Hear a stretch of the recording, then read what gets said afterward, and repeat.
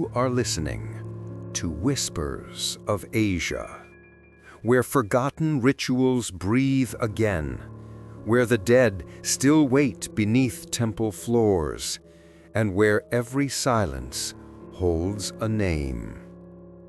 Here we do not tell stories.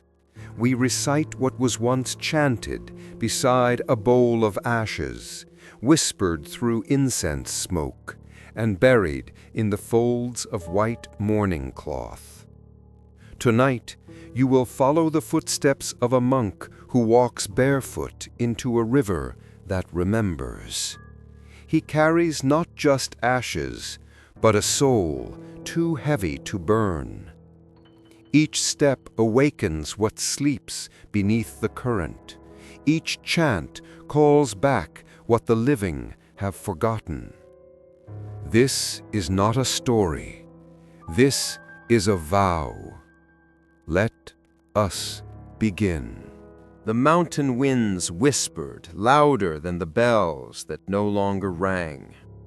In the temple of the withered banyan, where moss grew upon stone prayer wheels and incense smoke clung like the breath of old ghosts, silence had become a permanent resident. Monks once filled its courtyard like ripples in a pond, chanting, bowing, offering rice to spirits whose names were too old to write. But now the temple stood as an aging monk does, bent forward, hollow of voice, heavy with memory. Acolyte Jin Hai had not spoken in 3 years, not by vow, but by reverence. He had been the last to arrive at the monastery, and now, perhaps, he would be the last to leave. He swept the corridors with his hands wrapped in linen, lit candles even after sunset, and bowed to doors that no longer opened. His silence was not emptiness, it was discipline.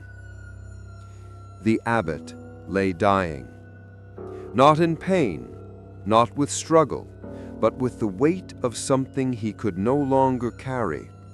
His cot, barely lifted above the stone floor, was surrounded by bowls of cold ash and folded paper charms that had long since lost their words. "Come closer," the old voice said, breath like a cracked reed flute. Jin Hai stepped forward and knelt. "You've seen it," the abbot rasped. "The bowl." The bowl. At the rear of the prayer hall, behind layers of faded talismans and locked wooden screens, was a sealed clay vessel, wrapped in red twine. It was always there, always avoided, never used. It was whispered that inside were the ashes of a monk who broke his funeral vow, a sin so deep it did not burn away with cremation. "The soul," the abbot whispered, "still wanders." His voice trembled as his hand reached out, not for Jin Hai's hand, but for the silence between them. "It must cross," he breathed, "across the river, the sacred one. Only then will the vow be mended." Jin Hai did not speak, but his eyes said yes. The abbot's hand fell, quiet as ash returning to earth, and the temple grew quieter still. The rain came the next morning, not heavy, but mist-thin, as if the mountain wept discreetly. Jin Hai washed himself in the cold basin near the prayer hall, where lotus petals had long since rotted into mud. He dressed in ceremonial white, not for celebration, but for release. A single thread of red was tied around his wrist, the color of binding. When he entered the inner sanctum, the clay bowl was waiting. It sat atop a low altar carved with spirals, surrounded by dead incense and yellowed scrolls. No one had touched it in years, but it breathed. The moment his fingers brushed the rough twine, the air grew heavier. His hairs on his arms rose as if touched by unseen wind. The scent of charred sandalwood filled the room. He lifted the bowl. It was heavier than it should have been, not with mass, but with memory. Within it were the ashes of Venerable Heishan, the monk who had once led the temple in its golden years, who had chanted louder than thunder, who had guided pilgrims across burning plains to sacred waters. But Heishan had faltered. He had sworn to perform the crossing ritual for a boy who drowned in the river of forgetting, a vow that bound his soul to the river until the rite was complete. But Heishan had never crossed it. He grew ill, then he died, and his own funeral rites had been delayed. His ashes, tainted with unfinished karma, had been sealed. Jinhai knew this, not through words, but through whispers behind walls, through glances cast downward whenever the bowl was mentioned, through prayers offered to the west, but never to the river. He wrapped the bowl in mourning cloth, tight, careful, ritualistic. Then he began the descent. The stone path from the temple twisted like a dragon's spine. It curved down through thickets of bamboo and ancient pines that bowed like old disciples in prayer. No one accompanied him. No monks watched. Only the wind and the crows and the wet leaves beneath his feet bore witness. By sunset, he reached the base of the mountain. The village below was half forgotten. Roofs sagged with age. Doors creaked without hands. But one old woman sat beside a crumbling shrine, stringing prayer beads with fingers as garnered as roots. She saw the bowl in his arms. "You're walking the river," she croaked. Jinhai nodded once. She said nothing more, but she removed one bead from her strand, whispered a name to it, and handed it to him. "For the drowned, they follow the ashes," she said. He accepted it without a word, and walked on. That night he lit no fire. He sat beneath the twisted cedar tree, bowl wrapped in his lap, and stared at the path ahead. In the distance the sound of water murmured, not as river, but as breathing. The river of forgetting. They said it was fed by all the tears never cried. They said it had no bridge, no ferry, no guide. Only those who carried a vow could cross it. Jinhai whispered the first line of the funeral chant into the mist. The wind did not answer, but the ashes inside the bowl stirred, ever so slightly, as if they heard, as if they remembered. The next morning came without birdsong. Mist clung low to the earth, wrapping the path ahead in layers of pale gray. The bowl, still wrapped in white mourning cloth, rested against Jinhai's chest as he rose to his feet beneath the twisted cedar. He had not slept, only closed his eyes to the memory of the abbot's final breath and to the silence that followed. The river whispered in the distance, as if waiting. He walked without thought, each step taken with intention, every breath a prayer. The village had vanished behind him, swallowed by fog and memory. The trees grew sparse, and soon only stones lined the path, flat, round, like the coins placed on the eyes of the dead. Ahead, a stone marker emerged from the mist, broken, weathered, covered in offerings turned to mold. It bore no name, only a spiral carved deep into its face, a symbol older than writing, older than temples, a mark of incomplete rites. Jinhai knelt. He knew this place. It was once the altar of the crossing. Long ago, when monks guided souls across the sacred river, this stone had stood at the edge of the ritual ground. Here, A body would be laid upon a boat of bound reeds, the ashes scattered midstream. The monk would walk barefoot into the water, chanting the chant of release. If done properly, the soul would not return. The river would carry it to peace. But that rite had been broken and never performed again. He unwrapped the bowl and placed it at the foot of the stone. Rain began to fall, thin as thread, cold as forgotten prayers. Jinhai retrieved the bead given to him by the old woman. He set it atop the bowl, letting it rest like a single eye watching heaven. Then he lit 3 incense sticks and planted them in the damp earth. And he waited, not for a sign, but for memory. The wind changed, just slightly. A cold gust moved down the river valley, carrying in it the scent of wet stone and old smoke. It passed through the trees, through his robes, through the edges of the mourning cloth, and into the bowl. The ashes stirred again, not with wind, but with breath. And Jinhai understood. This was no ordinary cremation dust. This was bone that had refused to burn, memory that refused to fade. Inside this bowl was the remains of Venerable Heishan and all the lives he had promised to carry, but never did. The monk who vowed to help a drowned boy cross into peace, yet died before keeping his word. And worse, his own funeral was never properly performed. In shame, they sealed his ashes. In fear, they forbade the ritual. And the river? It remembered. A voice moved through the mist, faint, distant, like a child calling through a closed door. Shifu!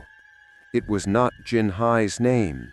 It was the boy's, the one whose crossing had never been fulfilled, the one whose death pulled down the vow-maker, the one whose soul never rested. The voice did not echo.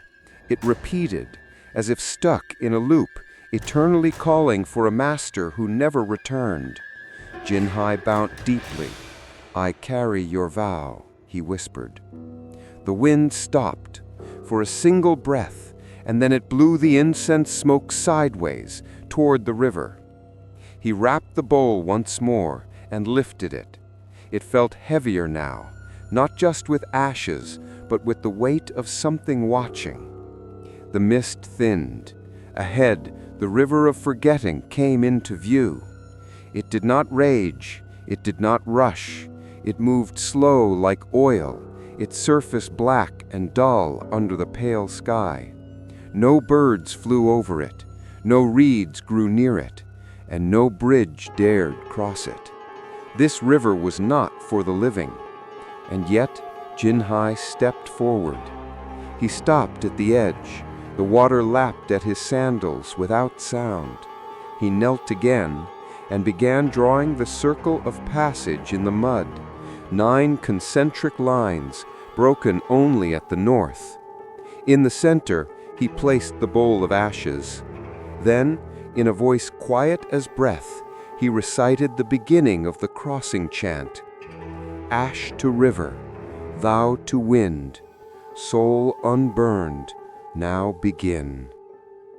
The air grew still.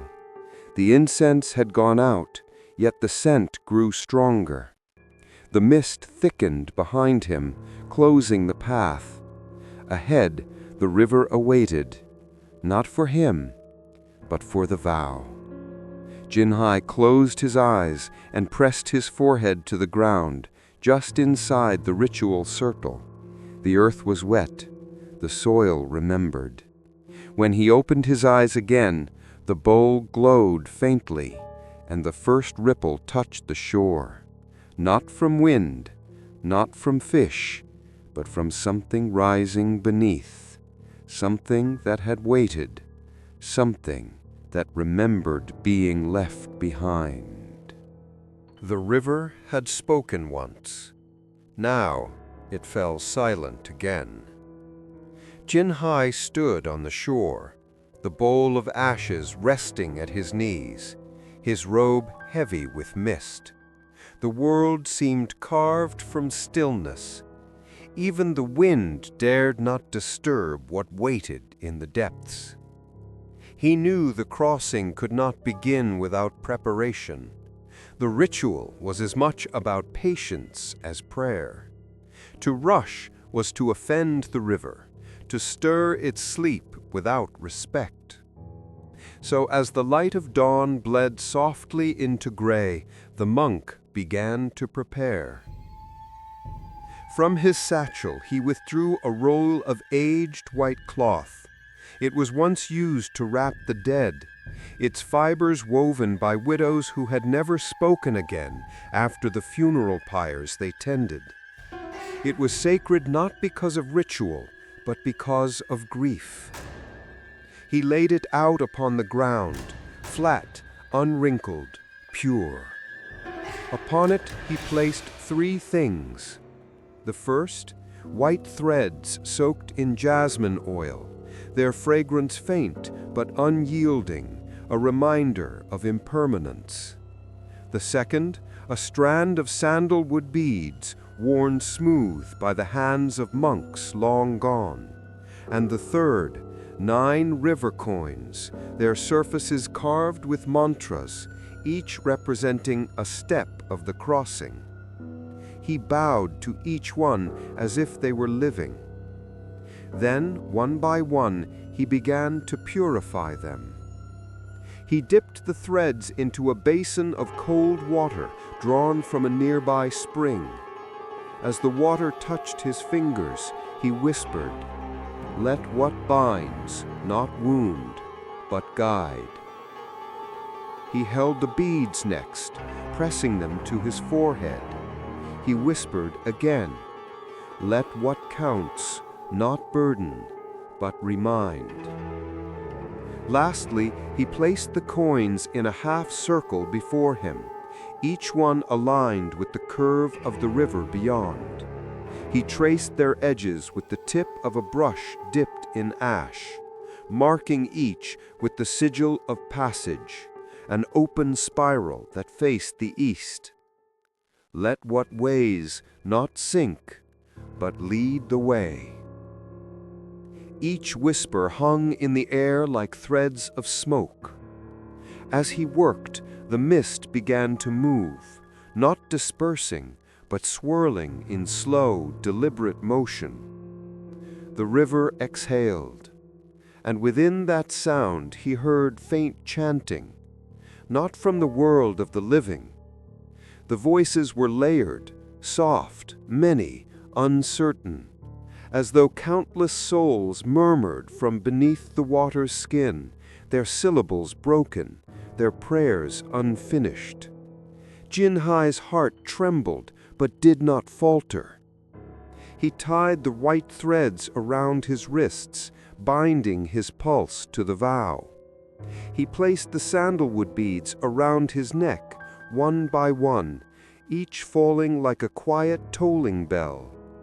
And then he took the coins, 9 small suns in the gray light, and wrapped them within the folds of the funeral cloth, binding it with the same red twine that sealed the bowl of ashes. He remembered the abbot's final warning: "If the river rejects the offering, it will not drown you, it will remember you." The words returned like echoing footfalls in his chest. But vows were not meant to be safe. They were meant to be kept. The monk raised the bowl and placed it in the center of the folded cloth. The wind shifted. The scent of jasmine and smoke blended, sweet and bitter, life and decay entwined. He whispered the opening verse of the crossing invocation, a chant not to call spirits, but to remind them they still existed. Between this breath and the next, may what was burned find form again, and may what was forgotten remember its name. The air thickened. The mist condensed into shapes, soft, fleeting, faces that hovered at the edge of vision. Some looked young, some old, some neither.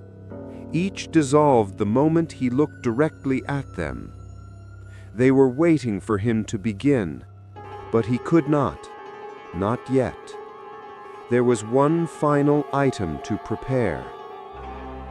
From within his robe, he removed a folded parchment, sealed in wax darkened by age. It bore the temple's crest, the lotus within flame. Inside was the funeral chant of return, a scripture forbidden to those who still breathed. It could only be recited once in a lifetime, and only if one was willing to offer his name in exchange. He placed it beside the bowl. Then slowly he began to unwrap the ashes. The red twine loosened, the clay lid cracked open, and from within rose not dust, but warmth, a faint, lingering heat, as though the ashes remembered fire, the scent of burnt offerings, of unspoken words, of a vow incomplete. Jinhai bowed deeply. His voice, unused for years, finally broke the silence. "Master Heshen, your vow shall cross." The sound of his own speech startled him. The river responded, with a low murmur like thunder traveling underwater. It was listening. He rewrapped the bowl in the white cloth, tying it with the red thread of vow and the black cord of memory. When the final knot was sealed, the mist parted just enough for him to see the river's edge once more. It shimmered faintly, like breath against glass. The air felt heavy with waiting.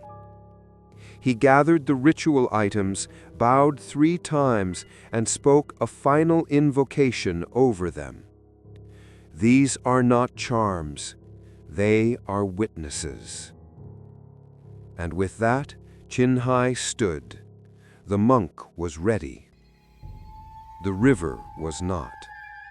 But soon, one would have to meet the other. The fog began to thin, not with the coming of light, but with the deepening of silence.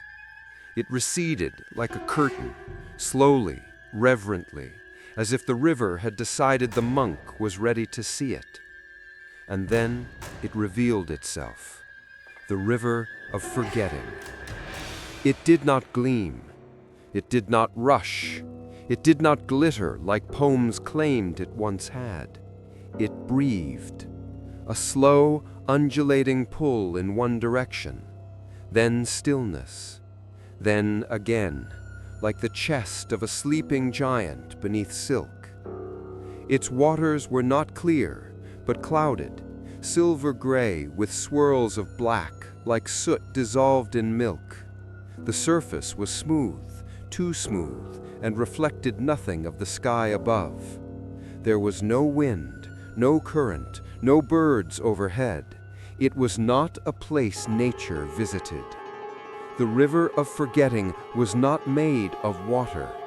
It was made of memory. And memory, as the monks knew, does not flow. It lingers. Jinhai stopped a few steps from the edge. His feet pressed into soft, cold soil, a shore that did not squelch or resist, but simply accepted. The kind of earth that had welcomed many feet before his, feet that never returned. He placed the bowl of ashes down carefully. It rested on the white ritual cloth, still fragrant with jasmine and thread. He untied his sandals. The cold bit into his soles immediately. The first rule of the crossing: no protection between the monk and the path, not even leather. The river must touch the skin. It must taste your sincerity. Jinhai stared across the expanse. No bridge, no end in sight. just the opposite bank, obscured by a wall of mist, as if it were not yet written into existence. He whispered, "Let me be the vow." And the river stirred. A single ripple moved outward from where he stood, not toward the center, but sideways along the bank, as if the river were testing his weight, feeling his presence. Then it stilled. Yin Hai bowed low, pressing his forehead to the earth. He offered the first of the 9 coins. He placed it at the river's edge, then let it fall from his fingers into the water. There was no splash, no sound at all. The coin simply sank, and the Warner closed over it silently, too silently. Then, after a breathless pause, the water shimmered, and the coin rose again, but not to the surface. It hovered just beneath, glowing faintly, then drifted slowly downstream, as if guided by unseen fingers. The river had accepted the first offering. Yin Hai's eyes closed. He began to chant, not with voice, but from the breath in his chest. The chant of still passage, taught to monks who walked between the world of names and the world of forgetting. Let not the vow be broken by tide. Let not the soul be lost to shadow. Let the feet remember their promise, and let the river remember nothing but mercy. The wind answered with nothing. Not even the leaves dared to move, but the mist parted more. A narrow path of reflected sky stretched across the surface, soft, silver, uncertain, not solid, not real, but open. A path made only for those who could not turn back. Yin Hai stepped forward. His foot touched the surface. There was no sensation, no cold, no warmth, only memory. He saw a hand, small, a child's, floating for just a moment beneath the surface, reaching upward from the deep. He blinked, and it was gone. His other foot joined the first. The river held him. Not like stone holds weight, but like thought holds presence. It did not carry him. He had to walk. He took 3 steps, each one slower than the last, each one sinking just slightly into the surface. The bowl of ashes was pressed to his chest, cradled in both arms like a sleeping infant. It pulsed faintly against his heart, hot, then cold, then still again. The sandalwood beads around his neck began to tighten, as if remembering every soul they had counted. He whispered, "I cross not to bring back the dead, but to return what clings to the living." The river responded, not with voice, but with echoes. Footsteps behind him, soft, barefoot, wet. He did not look back. The second rule of the crossing, never look behind. The souls do not follow you, they remember you, and memory in the river becomes shape. A lantern floated to his left, old, cracked, the kind once used in funerals, made of rice paper and bamboo, lit from within by prayers burned into wax. It bumped his leg softly, then floated ahead. Another appeared, and another. A trail of lanterns, a procession of light, but no flame inside them. Only shadows. Faces within paper. He recognized none of them, but he bowed his head anyway. Each step felt deeper now, not in the river, in himself. He was sinking inward. The names of monks long gone filled his mind, their deaths, their regrets, their silence. And one name above all, Hassan, the monk who failed, the vow breaker, the one whose ashes burned his own hands. And as Yin Hai took his next step, He felt that same heat sear his palms through the cloth. The ashes were waking. The soul within remembered this river, and it did not want to return. Ahead, the mist darkened, not grayer, not blacker, just heavier, as if something had taken breath there and never exhaled. Yin Hai stopped at the edge of it. The fourth step would lead him into that silence, into the heart of the river, into the place where memory became shadow. He reached into his sleeve and drew out the second coin, and with slow, deliberate motion, he dropped it into the water. This time, it did not sink. It floated, spinning, and the river whispered, "One broken vow awakens 1,000 drowned." The surface rippled beneath him, but not from his weight. It shivered, as if startled by the memory of feet, as if long ago someone had walked this path, and the river had never truly forgotten the sound. Jin Hai breathed in deeply. The scent of the mist had changed, no longer cool and empty, now warm, damp, faintly metallic, like rusted bells or iron incense burners left too long in the rain. He adjusted the bowl of ashes against his chest and stepped forward. His fifth step, his first true step into water. There was no splash, no resistance. The river accepted his foot like it had always been waiting for it. It did not feel cold, nor wet. It felt aware, as though something just beneath the surface pressed its palm against his soul in greeting or in warning. He did not retreat. The cloth wrapping the ashes pulsed against him as if tightening with every breath. Another step, then another. The water had reached his shins, then his knees. It moved like smoke, not flowing, but curling, not touching him, but wrapping around him, and beneath it, silence. But not the comforting silence of a temple. This silence was layered, alive, and it was not empty. It was listening. He stopped. The monk's breath came slow, but not from fear, from reverence.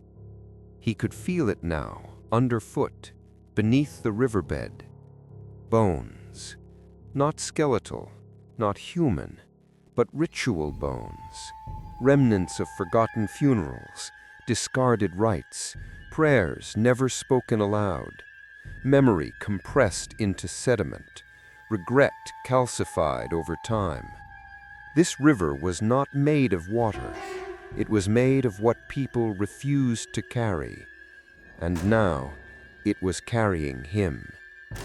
A sound. Faint, like a bell struck underwater. He turned his head slightly, not fully, not enough to break the vow, just enough to listen. The sound came again. A single ding, then silence, then ding again, slower this time. He recognized it. The death bell, used only in monastic funerals, rung 3 times to mark the crossing of the soul. But no one had rung it. No one had stood at the banks, no one but him. And yet, it rang, somewhere below, as if a hand long dead still performed the ritual it had once failed to finish. The monk closed his eyes. He whispered the second verse of the funeral chant. If the vow is weight, let the water bear it. If the soul is flame, let the wind remember it. And just as the final word left his lips, the river stirred, not above, but below. Something brushed his ankle, soft, Then again, firmer. Fingers. Jinhai did not move. He let the feeling pass through him like wind through bamboo. He did not scream. He did not cry out. He only whispered, "I walk with permission." The fingers released, but they were not alone. Shapes moved beneath him now, not seen, but sensed.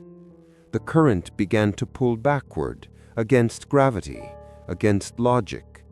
The river wanted to know why he had come, and he had no answer, only the vow he carried. So he opened the bowl, just slightly, enough to release a thin breath of ash into the air.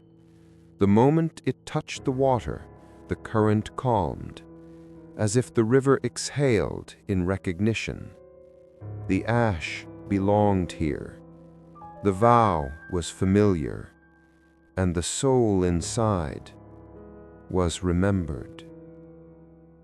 But with memory came consequence. From the mist ahead, a shape emerged, small, fragile, a child, standing knee-deep in the river, facing him.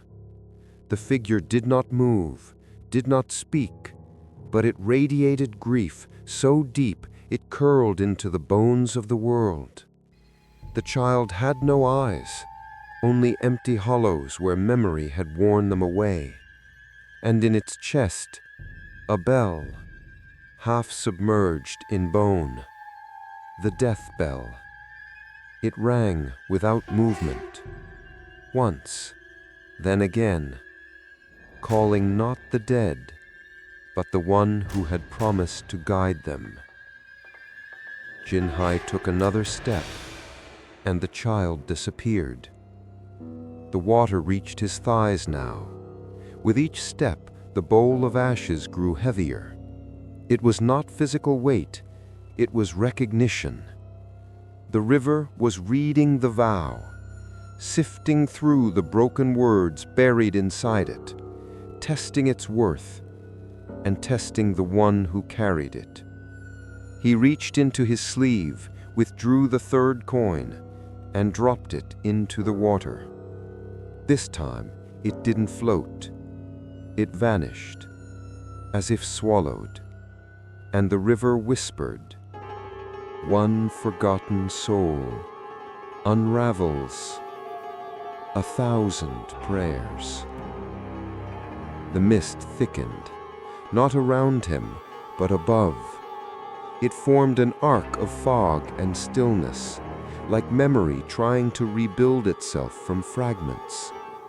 He stepped beneath it, and the river shifted beneath his feet, turning warmer, almost fevered, as if the water now carried the pulse of the soul he held. He looked down at the bowl. The cloth that wrapped it had grown damp, but not with river water, with sweat. The ashes were weeping. He bowed in place and whispered to the river, "Do not remember me. Remember only that I came to return what was taken." The wind answered, a single breath across the water, and from the far side of the river, a figure appeared.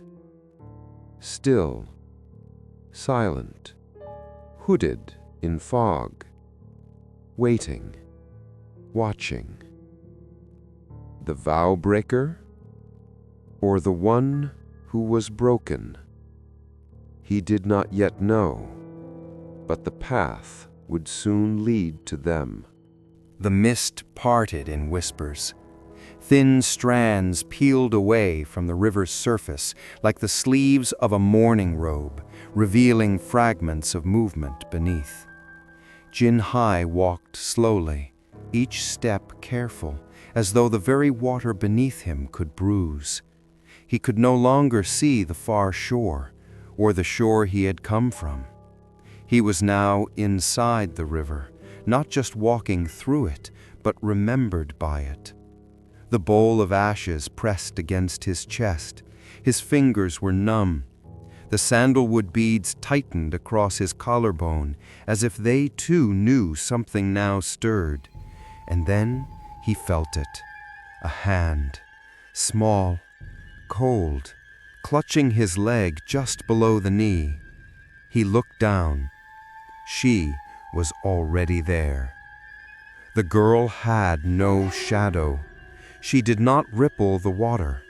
She simply existed, like breath on a mirror, like memory trapped beneath ice. Her hair clung to her face, soaked and stringy, black as riverbed silt. Her skin was pale, with a softness that suggested she had not touched warmth in years. Her eyes were wide, but not with fear.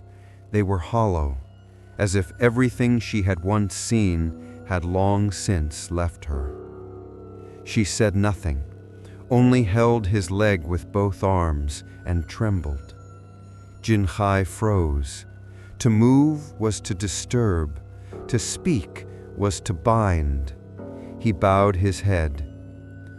"I see you," he whispered. The girl blinked slowly, as though remembering how. Her lips parted, barely, and a single word escaped. "Ma." Not a name, a title, a cry. Mother. The water stilled around them. The air grew thick. The river listened. Jinhai knelt slowly, lowering the bowl of ashes to the surface of the water, letting it float in place. He kept one hand on it, steady. With the other, he reached down, but not to touch her, to offer presence, to be still beside her. The girl's head tilted slightly. Her fingers uncurled from his leg, but she did not let go. Instead, she leaned forward and pressed her forehead to his knee, as if offering prayer or asking to be remembered. Her mouth opened again, this time a name. Lian. The name of the mother or the name of the girl? Jinhai did not know, but the river would. He withdrew a folded strip of cloth from his sleeve, one of the ritual name scrolls, blank and meant for offering. He dipped his finger in the water and used the river itself as ink, writing Lian. Then he wrapped it gently around the handle of the incense holder tucked in his belt. He tied it 3 times. A name not lost, a name carried.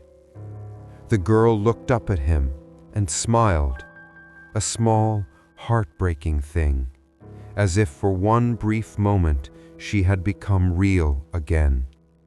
The bell rang again, once, but this time softer, almost kind, and the girl began to sink, not pulled, not dragged. She simply dissolved into the water, her body unfurling like silk, her hair floating behind her as if dancing through prayer smoke. Within seconds, she was gone, and the ripples she left behind glowed faintly. Jinhai whispered, "You are not forgotten," and the river responded with warmth around his feet. For the first time, it welcomed him. He retrieved the bowl and continued walking. The water now reached his waist, each step harder than the last, not because of weight, but because of memory. The river grew heavier the more it gave. He took out the 4th coin, held it between both palms, and dropped it into the current. It sank slowly, turning as it went, then vanished. But in its place, a new sound arose. Laughter. Not joyful, but small, tentative, childlike. And in that sound, he felt a vow uncoil, not the one he carried, but the one he had just fulfilled without knowing. To carry a name, to witness, to remember, even just one. Ahead, the mist thickened once more, but this time it pulsed, like a wound or a doorway.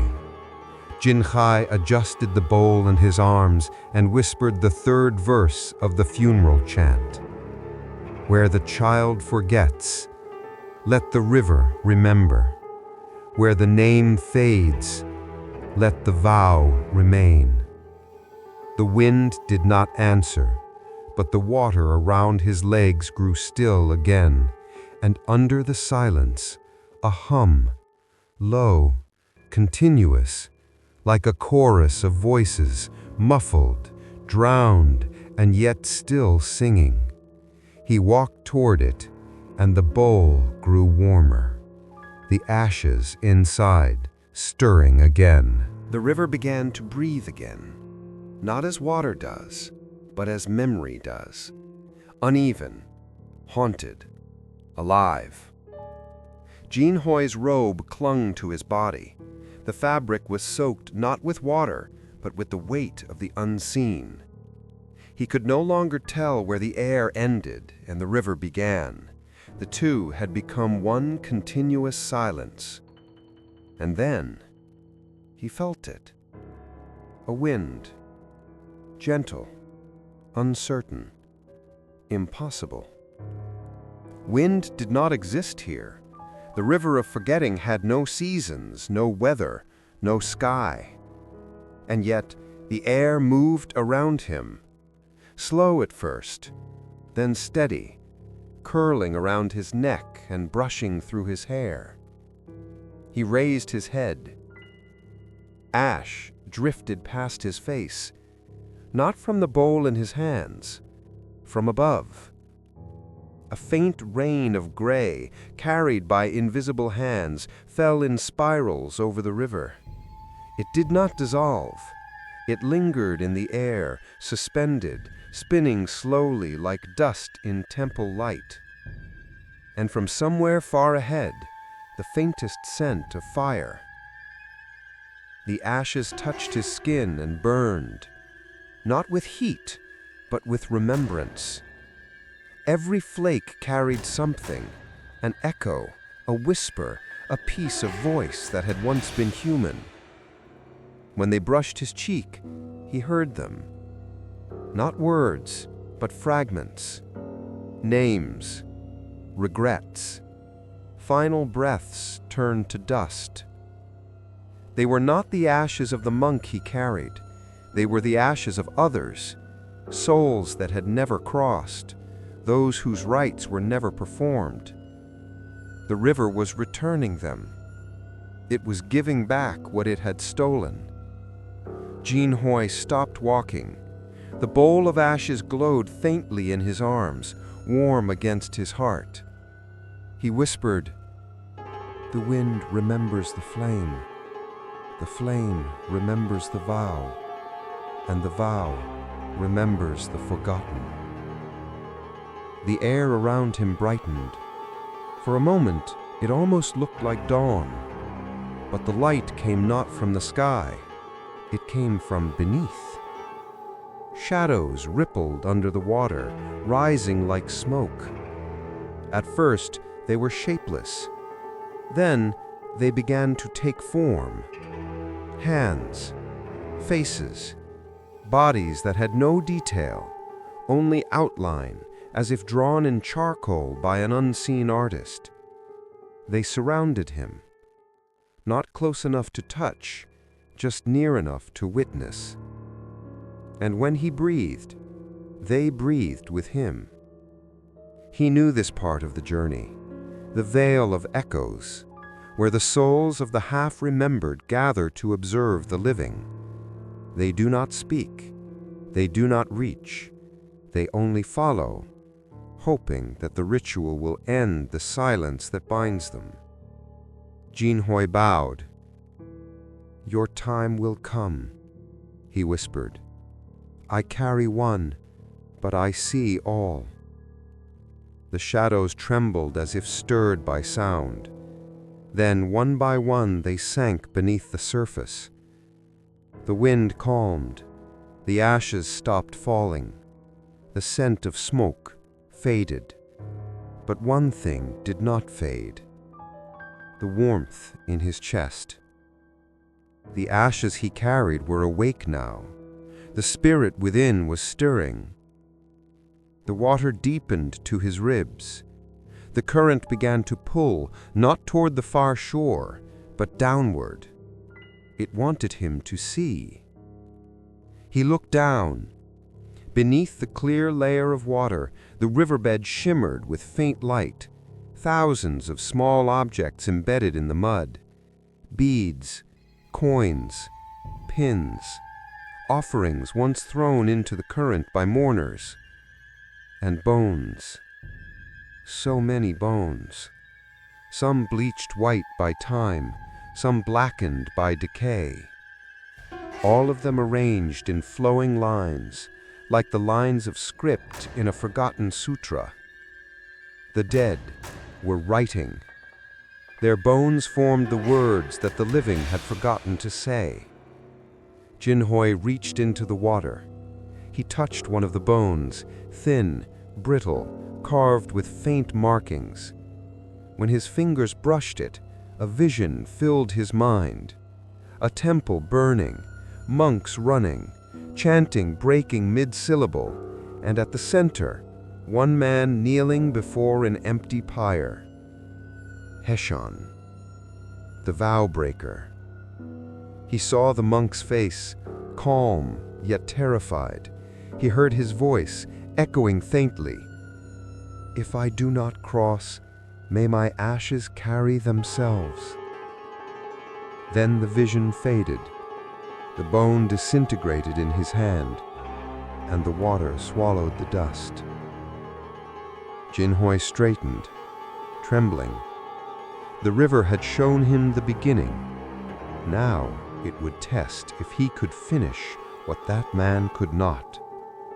He drew out the 5th coin and held it over the water. His reflection swayed beneath it, blurred, hollow-eyed. He whispered, "This is not for me. It is for the vow you left behind." He dropped the coin. This time, it did not vanish. It split in two. And the river whispered through the ashes drifting overhead. To carry the ashes is to carry the sin. Jinhui closed his eyes. "I accept." The wind returned, stronger now. It circled him, lifting the folds of his robe. The ashes from above began to spiral once more, faster, sharper, until they formed a column of gray rising into the sky. It twisted, bending toward him like a flame without color. The sound of countless whispers echoed through it. And as it touched the surface of the river, the water boiled not with heat, but with grief. For a brief moment, the veil between worlds trembled. The drowned soul stirred in the depths. The air thickened with unseen breath. Then, just as quickly, the wind was gone. The ashes settled. The river returned to stillness. Jinhui stood alone once more, chest heaving, heart pounding, hands trembling against the bowl. But when he looked down, the red twine around the mourning cloth had changed. It was no longer red. It was gray. The color of ash, the color of vows remembered too long. He whispered into the windless silence, "I am halfway." And the river seemed to sigh, not in relief, but in warning. Because halfway meant there was still something waiting beneath, something that did not want to be crossed. The wind was gone. Only the echo remained, thin as breath, trembling across the face of the river. Jinhui stood waist-deep, the bowl pressed to his heart. The gray twine binding the ashes had turned darker, almost black. It pulsed in rhythm with the beat beneath the surface, the heartbeat of something ancient, something unfinished. He could feel it now, the vow awakening. It wanted to speak. It wanted to be heard. He bowed his head, drew a slow breath, and began to chant. The chant of the broken vow was not sung aloud in any temple. It was a prayer forbidden to all but those who carried sin for another. Its syllables were carved from the pauses between bells, shaped by silence itself. Ash to water, word to wind, vow unmade, return within. His voice did not rise, it sank. Each tone fell heavier than the last, like stones dropped through fog. The river listened. The air thickened. And then the river answered. From beneath his feet came sound. Not a voice, but many. They echoed his chant, but wrong. Their rhythm broken, their syllables distorted, stretched, reversed, twisted through water's throat. Wa, wa, tur, ash, wind, return. The drowned were trying to remember the words, trying and failing. Every mispronounced syllable rippled through the water like cracks through glass. Jinhai's knees weakened. He fought to stay standing, to keep the rhythm pure. If his voice faltered, the river would take the chant away from him, turn it against him. He forced the next line through clenched teeth. Name forgotten, name unmade, find no rest, find no shade. The water churned. A circle of ripples formed around him, widening, pulsing, as if 1,000 invisible hands beat the surface in time with his words. Then, from the depths, came the sound of bells. Not one, many, hundreds, ringing together beneath the current, out of tune, out of time. Each bell was a soul, each toll a cry. The chant began to collapse. His voice broke. The river seized it, pulled the sound downward. He tried to breathe, but the air had thickened into incense smoke. The mist pressed against his face, entering his mouth, filling his lungs with the taste of wet ashes. And through that suffocating silence, a voice rose. Calm, measured, too human. Why do you carry what was mine? The voice came from everywhere, from the river, from the mist, from inside his own chest. Jinhai whispered, "Because you left it unfinished." The water around him rippled in circles. The vow was mine to break.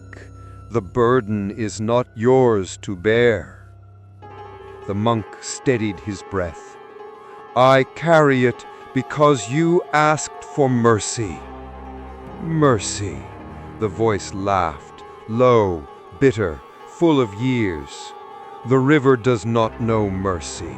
It only remembers. And then the water boiled. Shadows erupted around him, bodies rising, twisting, forming from black silt and ash. Faces half-formed, mouths open in silent prayer. They moved with the rhythm of the chant, as if trapped within it. Every drowned soul that had once whispered beneath the current now stood beside him, swaying. Their lips moved in unison with his words, repeating every line, broken and beautiful. The chant was no longer his. It belonged to the dead, and in that chorus of ruined voices, he heard the name again, Heshan. The vow-breaker was near. The monk raised his eyes. Across the water, within the swirling mist, a figure emerged, kneeling, head bowed, hands folded in eternal prayer. His robe was burned at the edges, his skin gray with soot. Where his eyes should have been, two hollow flames. They did not burn upward, they burned inward. You would finish my crossing, but the river does not forgive those who return. Jinhai took a trembling breath. I am not returning. Then why do you sound like me? The figure rose. Every step it took sent ripples of darkness across the river's skin. The drowned bowed as it passed, folding into the water like shadows obeying their source. You think the chant will save me. It will not. It will only remember you. The wind shifted. Ash whirled between them like falling snow. Jinhai tightened his grip on the bowl. The ashes within pulsed, brighter, hotter. He recited the final verse. If one vow dies, another breathes. What the river swallows, the river leaves. The current surged forward, striking his knees, pulling at his robes, tugging him toward the apparition. Heshan raised his hand, palm outward, fingers spread. Then come, monk, carry me if you can. And with that, the figure dissolved into mist. The chant ended. The river fell still. Jinhai stood in silence, his breath ragged, his heart heavy. The air reeked of burnt incense and salt. He looked down at the bowl. The lid had cracked. Inside, the ashes glowed faintly red, alive. The vow-breaker was no longer under the water. He was inside the bowl. The river had returned him. Jinhai whispered, "Then the crossing begins anew." He lifted the bowl to his forehead and bowed to the silent current. The next step would take him into the heart of what the river had always hidden. And somewhere beneath that endless surface, the drowned began to sing again. Not in pain, in remembrance. The chant had ended, but the river had not.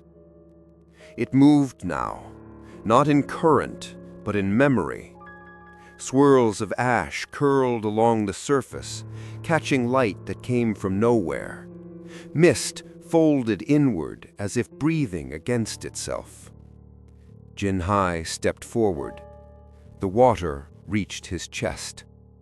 He gripped the bowl tighter, feeling the heat pulse against his ribs. The ashes were alive now, not in spirit, in purpose. He was no longer carrying a soul, he was carrying its memory, and the memory had begun to remember itself. Then came the light. Small, soft, golden orange, flickering through the mist like fallen stars. At first, he thought it was the sky, a sunrise beneath the surface. But no, the light came from below, from the bottom of the river. Dozens of points, then hundreds, each rising slowly, swaying as though drifting upward on breath. Lanterns. They broke the surface in silence. Funeral lanterns, round, thin, rice paper stretched across bamboo frames. They floated gently across the water, glowing from within, yet casting no shadow. Some were cracked. Some bore smudged names. Some had gone completely black with time. But they all moved with the same rhythm, toward him. Jinhai stood still as the first reached his side. Its paper was torn, its base half sunken, and yet it glowed, faint but steady. Inside it, not a candle, a face. Eyes closed, mouth slightly open as if mid-prayer. A child, no older than 10. The lantern bumped against his shoulder, then floated on. Another arrived, an old woman this time, hair tied back, wrinkles etched deeply into her cheeks. She did not weep, she simply waited. Then another, and another. Each one carried a face. Each one was a soul who had once been given a funeral, but not a release. They had been remembered, but not let go. Jinhai bowed his head. His voice had already failed once in the chant. He could not fail them in silence. He reached into his robes and removed the 6th coin. But this time, he did not drop it. He placed it gently inside the nearest lantern. It passed through the paper like smoke and rested where a heart might have once been. The lantern brightened. The face within exhaled, then drifted downward, pulled not by gravity, but by completion. The river had accepted one. The others floated closer, forming a slow-moving circle around him. The water shimmered beneath them, glowing with the breath of prayers long abandoned. Jinhai began reciting a prayer, not from the sacred texts, but from his memory. One he had heard at the edge of funerals, the prayer of last sight. If I do not remember your name, may the river remember your silence. If I do not know your face, may the sky recognize your breath. If I cannot carry you, may you still cross. The lanterns trembled. Some began to sink, softly, folding into themselves like petals closing at dusk. Others remained, still waiting. One floated directly in front of him. It bore no face, only darkness, and inside, scratched into the frame with blackened fingernails, was a name. Heshan. The bowl in Jinhai's arms pulsed hot. The ashes stirred, rising slightly through the cracked lid. He held his breath. The lantern did not move.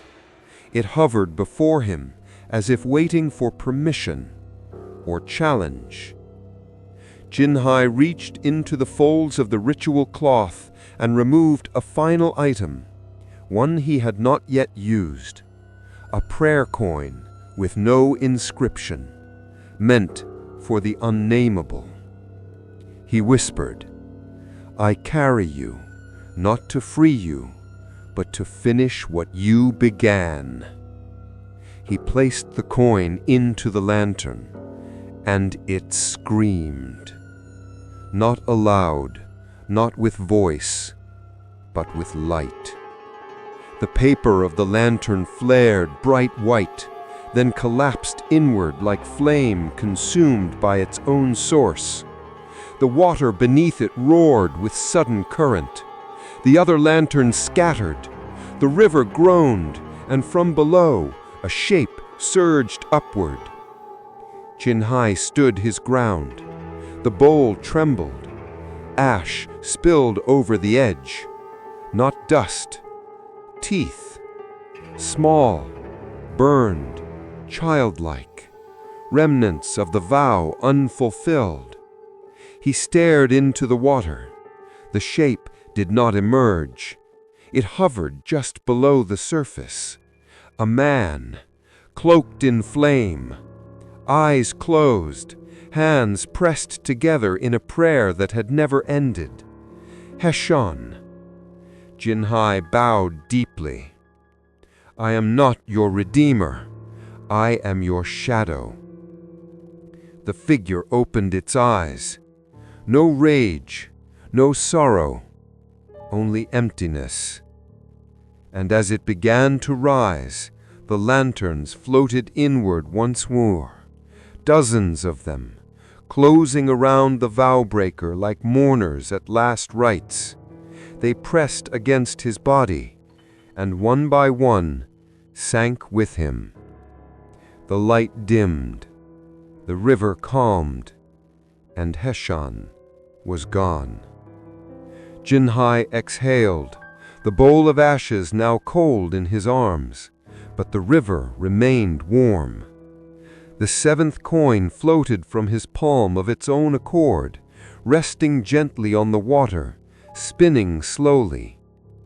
The mist began to shift again, revealing a narrow stretch of current ahead, calmer, more still.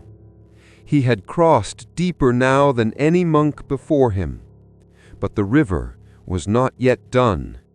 There were still 2 steps left, 2 more truths, and the vow had not finished remembering itself.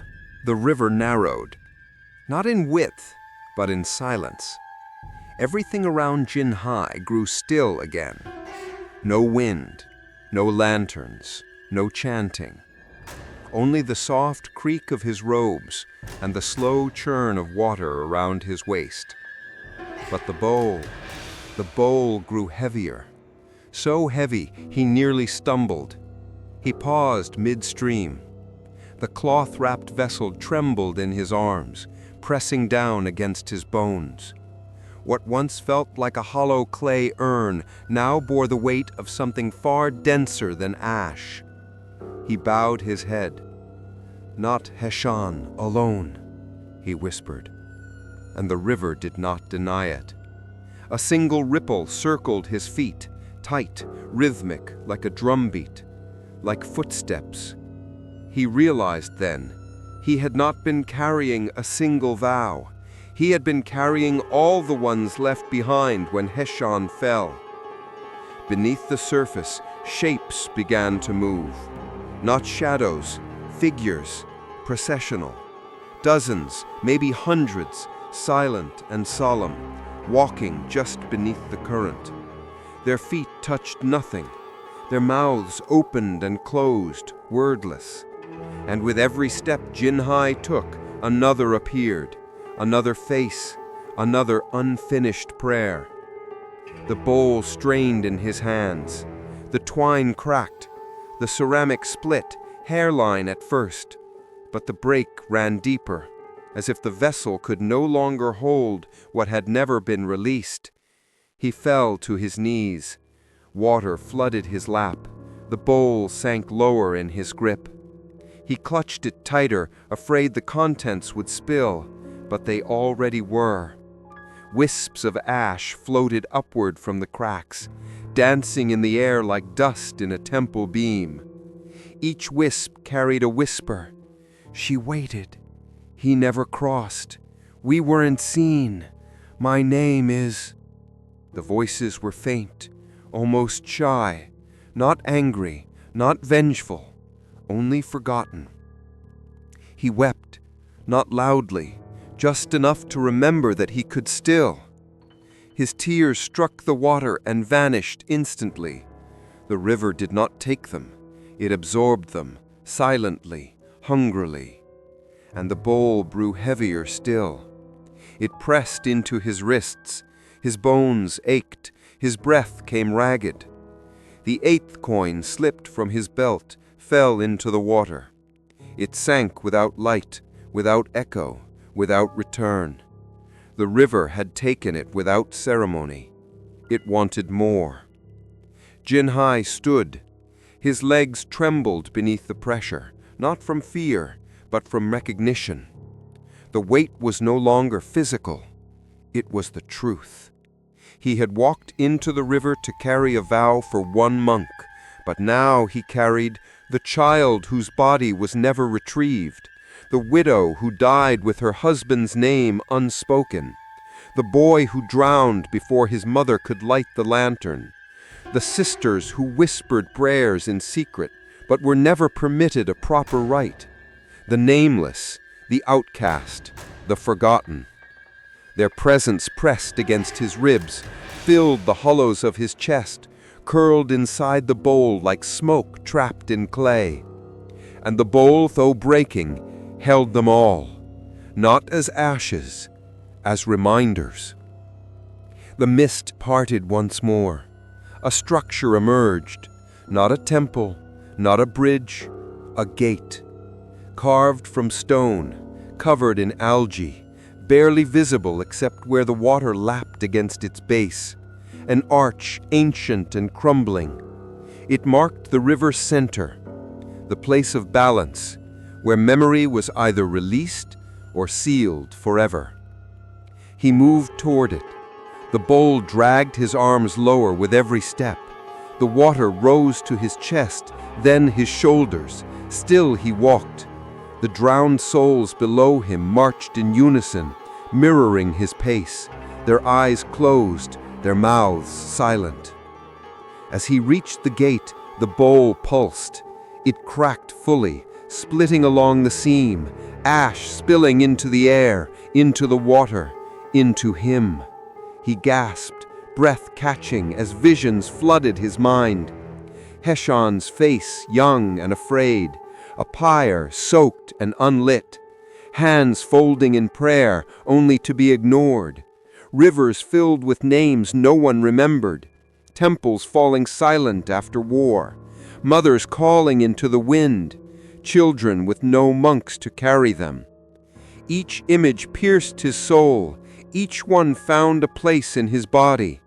The bowl in his arms finally fell apart, not shattered, not broken, released. And the ash within did not scatter. It rose, a column of gray light, slow and elegant, lifting into the sky like incense at last permitted to burn. Jinhai bowed beneath the gate. He did not speak. He did not move. He let the ashes ascend. He let the river witness. He let the vow finish itself. And when the final wisp of gray vanished into the mist above, he was empty. And for the first time since stepping into the river, he could breathe. The river calmed around him. The drowned had stopped walking. They stood still. And then, one by one, they bowed to him, not in worship, but in thanks. A ripple passed across the current like a sigh, and from the far side of the river a light emerged, not lantern light, not sunlight, a reflection of something sacred, something final. Jinhai whispered, "You are lighter now, and I am no longer alone." And the river said nothing, because for the first time it had nothing left to carry. The river narrowed to stillness.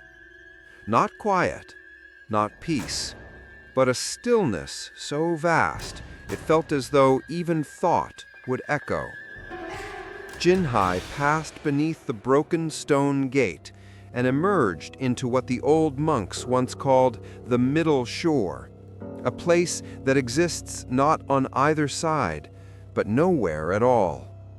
It was the pause between breaths, the silence between chants, the space between memory and release. Here, the water shimmered without movement. The mist no longer moved. Even the drowned souls had stopped walking. And at the center of this sacred nothingness, someone waited. A figure knelt at the surface of the water. Not in prayer, not in submission, but in refusal. Head bowed, back arched forward, hands resting flat on thighs, still as stone, alive in no way except presence. Jinhai approached slowly.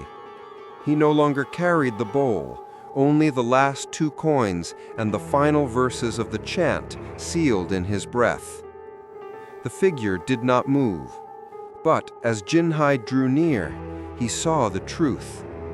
There was no face, only a hollow where features should be. No eyes, no mouth, no voice, no name. This was not a ghost. This was a monk who had never been burned. A body buried in secret, a death concealed, a funeral never completed. Not refused by the temple, refused by the river. Without fire, there is no smoke. Without smoke, there is no chant. Without chant, there is no release. And without release, there is only waiting.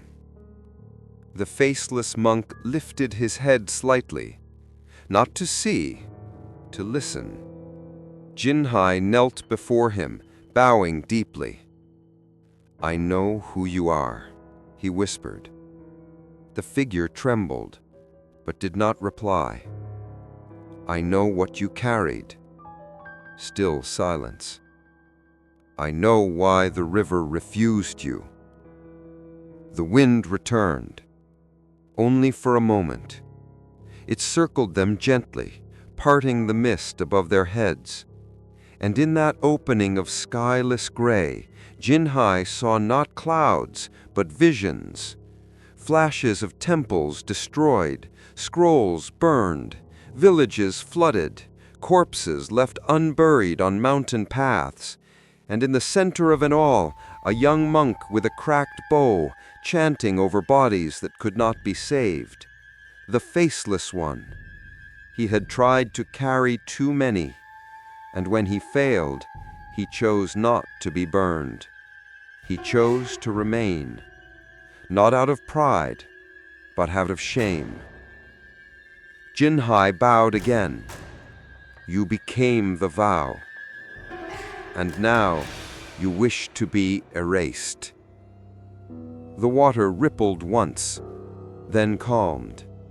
The faceless monk slowly extended his hands. In his palms, 2 things: a fragment of scorched prayer cloth, a single unburned sandalwood bead. Nothing else. Jinhai accepted them both. He placed the cloth in his left hand, the bead in his right. Then he offered the second to last coin, not into the water, but into the monk's open hand. The moment the coin touched him, he wept. Not with sound, but with steam. Tears formed not from eyes, but from skin, his faceless head releasing clouds of vapor as if burning from the inside.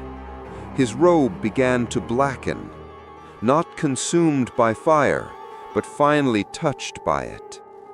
Jinhai whispered, "He who was never burned has returned to flame."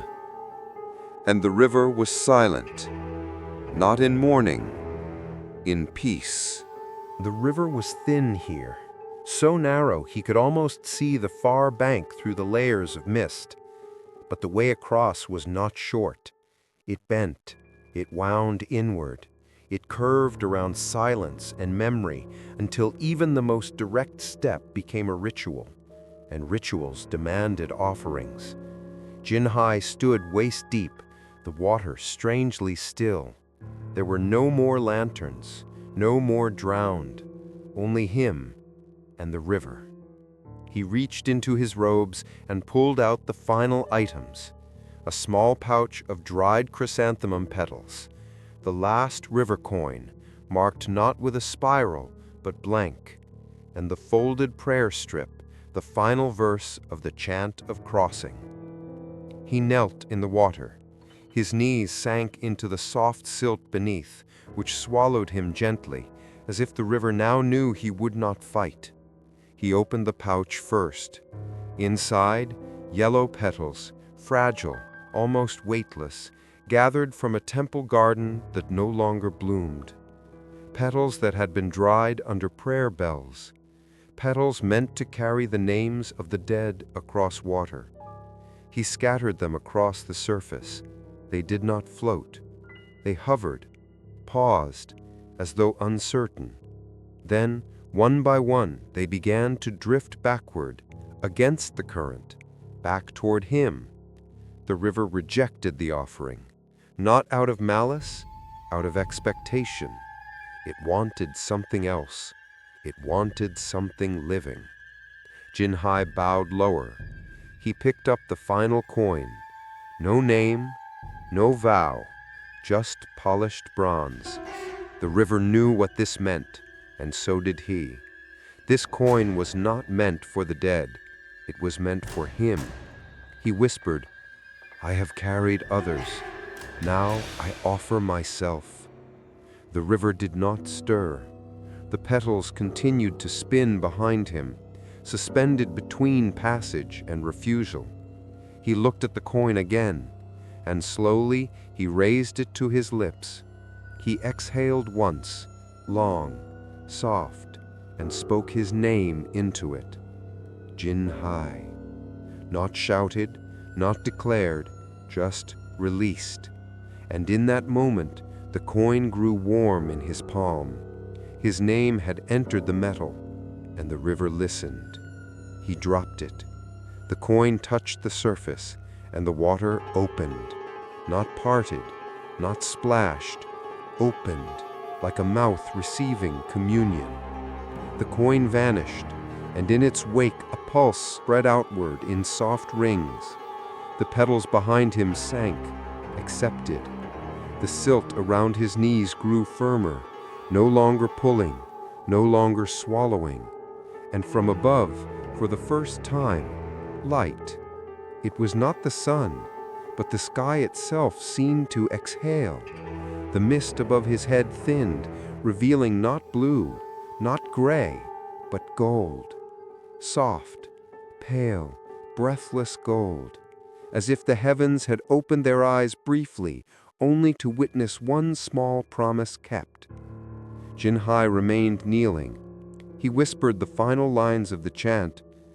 "What I carry, I do not keep. What I name, I do not hold. Let what walks with me step forward alone." Then, with hands still trembling, he unfolded the last prayer strip. The ink had not been written by brush. It was written in water, invisible. But now, in the light above, the words revealed themselves. They were not his. They were not Heshan's. They were the river's. The vow is not to cross. The vow is to return. And Jinhai understood. To carry the ashes was never just to release them. It was to bring them back. To carry the weight not away from the world, but through it, so it could be remembered, not destroyed.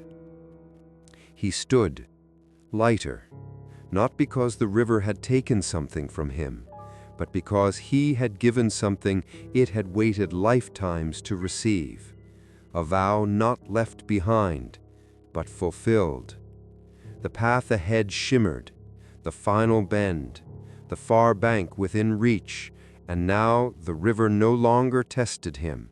It welcomed him, with silence, with stillness, with peace. Jinhai took the next step, and the current no longer pulled. It carried, not his body, his name, softly, away, into the mist. He would reach the other side, nameless, and that was the offering. He was almost across. The far bank glimmered ahead, still veiled in fog, but close enough now that he could see the shape of stone steps descending into the water, steps no one had walked in decades. Jinhai took another step. The water now grazed his ribs.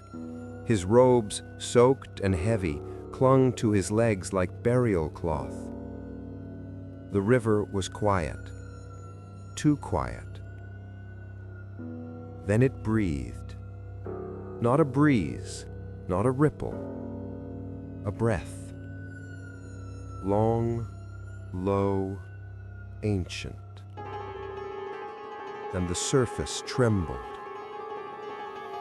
A hum rose from below, not melodic, not dissonant, remembering.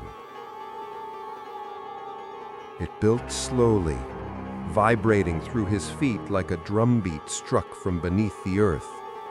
The river was not calm. It was holding back. And now it began to open. The water ahead of him split, not parted like a miracle, but pooled open like lips drawn back in a growl. A great, dark shape emerged beneath the surface. Not a creature. A void.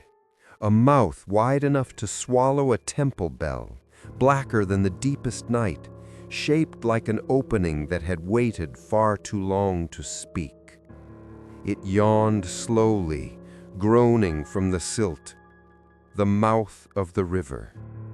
The place where all unfulfilled rites gathered. The place where forgotten names tried to climb back into memory. And now it had opened for him. From its edge, hands reached, pale, slippery, endless. Wrists rotted into shadow, arms stretching far longer than they should. They reached not toward the far shore. They reached for him. Jinhai took a step backward, not in fear, in understanding. The river had one more test. He turned to face it. The current rose behind him. It coiled around his legs. It pulled at his robes. It urged him backward toward the mouth. He planted his feet. He whispered, "You are not forgotten, but I do not belong to you." The hands did not listen. They surged, grasping at his arms, his chest, his throat, clutching with desperation, not rage. Fingers like prayers made of bone. Jinhai did not cry out. He did not resist. He let them come. He let them feel him, because the river had opened its mouth not to consume, but to ask. Voices rose, dozens, then hundreds, some weeping, some begging, some whispering only one word over and over. Stay.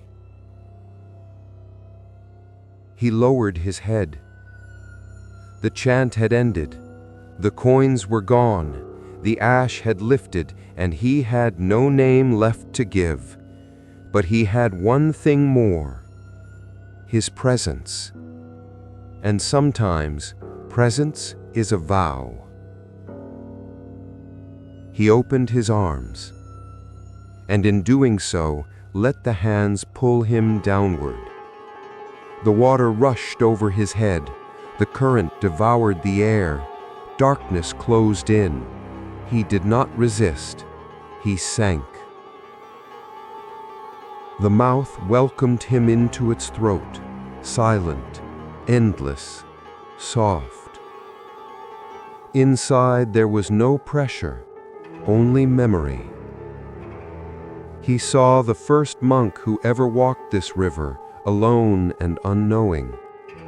The girl with wet hair still looking for her mother. The vow breaker kneeling with fire in his hands. A child floating in a lantern that never reached the shore. And finally, he saw himself, a boy kneeling in a ruined temple, sweeping ashes no one claimed, lighting incense for voices he never heard. And from that image the river whispered, "You have carried us, now release us." Jinhai closed his eyes. He took the last breath he had left and offered it. The air left his lungs in a stream of bubbles, and with it, so did everything. The last thought, the last name, the last trace of who he had been. The mouth began to close, the river let go, the hands sank back into the deep, the chants faded, and Jinhai floated upward, empty, but whole. He broke the surface in silence. The mist was gone, the sky above was colorless and endless, and ahead of him, the final 3 steps to shore. He took them, barefoot, soaked, and trembling, not as a monk, not as a man, but as something the river had shaped and returned. His feet touched earth, not stone, not sand, but sacred earth, soft as breath, untouched by time. The far shore he had crossed. Not carried, not pulled, not led. Crossed. The river behind him was quiet now. No mouths, no drowned, no chant. Only water, moving gently, like a monk brushing dust from a scroll. And for the first time since he stepped into the current, he was alone. Jinhai did not speak. He had no name left to say. It had been given to the coin, to the river, to the vow. What remained of him was not identity, but presence. He stood barefoot on the shore, the last of the ashes washed from his robes, the final ripples fading behind him. He looked down. Where the bowl once rested against his chest, there was only a faint warmth, nothing more. The burden was gone, but the silence remained. He took one step, then another, and with the third, the river behind him shifted, not violently, not in refusal, in gratitude. A final wave broke the stillness, soft and wide, and carried the last wisps of ash into the current. No urn, no ritual, just memory, finally permitted to dissolve. The vow was finished, not by fire, not by chant, but by walking. A single lotus bloomed at the water's edge. No seed had been planted, no gardener had waited, but there it stood, its white petals open to the sky, its center glowing faintly with warmth. He bowed to it, and in that bow, the river bowed back. He turned. There were no roads, no monks waiting, no temple bells. Only the wind brushing against his damp robe. It did not call him forward, nor back. It simply moved, free, as he now was. He took one final look behind. The river flowed silently as it once had, before names were broken, before ash refused to scatter. It was still gray, still deep, still unknowable. But now it was quiet, and in that quiet, he heard every voice he had carried whisper their last word. Thank you. He smiled, not with joy, but with understanding. Some vows are not meant to be fulfilled in one lifetime, but when one is, even the water remembers peace. He stepped forward into the mist, no longer a monk, no longer a name, just bare feet, touching sacred ground, carrying nothing. And behind him, the river flowed silently with ashes.